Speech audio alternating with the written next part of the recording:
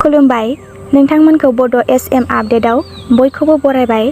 आसा खालामो नोंथांमोनहा गासिबो मोजाङै दङ। दिनै आं नोंथांमोननि सेराव बर' रादाब लानानै फैदों। अन्नानै जोबजासिम नायलांदो। बिटिआरनि चिफ मानगोनां प्रमद बर'आ जन्मनि ब्रह्मखौ हेफाजाब होनो थांखि लादों। क'क्राझार जिल्लानि सिङाव थानाय गसाइगाव महकुमा फुमका पानजानि गामिनि थागिबि 10 थाखोनि बर' फरायसुलि जन्मनि ब्रह्मआ गावनि गोब्राब नाजानायजों सोमोनांथावै आइथिंखौ खर'आव दिखोनो हानाय आरो आइथिंजों कलम लिरनाय नुथायफोरा ससियेल मिडियायाव गोबां भाइराल जानानै मुंदांखा जादों।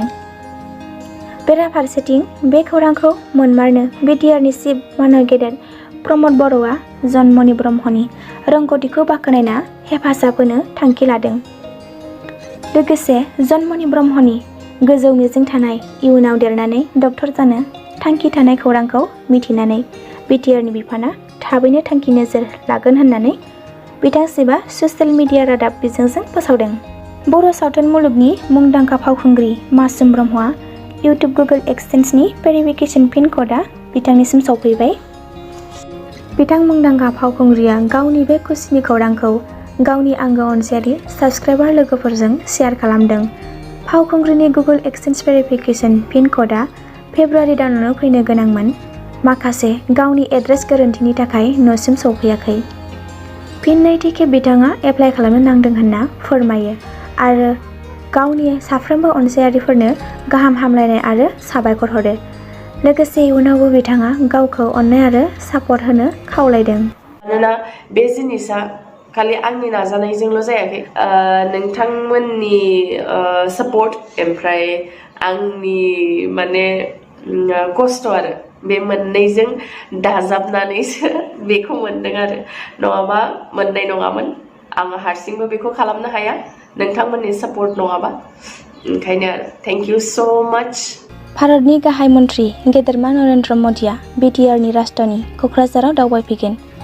फैगौ 6 एप्रिलाव जानो गोनां आसाम बिधान सभानि बिसायख'थिखौ नोजोर होनानै हादरनि गाहाय मन्त्रि मानगोनां नरेन्द्र मदिआ 1 एप्रिल खालि इउपिपिएलनि जानानै क'क्राझारनि ग्रिनफिल्डआव खुंजानो गोनां गेदेरथार सुबुं गौमैयाव रायजो राजाफोरजों नुजाथिफैगोन होनना खौरांनिफ्राय मिथिनो मोन्दों।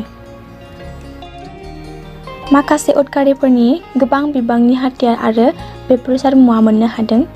जम्मु आरो काश्मीराव भारतारि आर्मि आरो पुलिस बिफानजों जथाय गोख्रों नायबिजिरनायाव गं 5 AK राइफल आरो गं 7 पिस्तल लोगोसे मेगाजिन आरो गोबां बिबांनि गोथां मुलि बोखांनो हादों। रादाबाव फोसावनाय बायदिब्ला थांनाय हराव बोखांनो हादों होनना मिथिनो मोन्दों।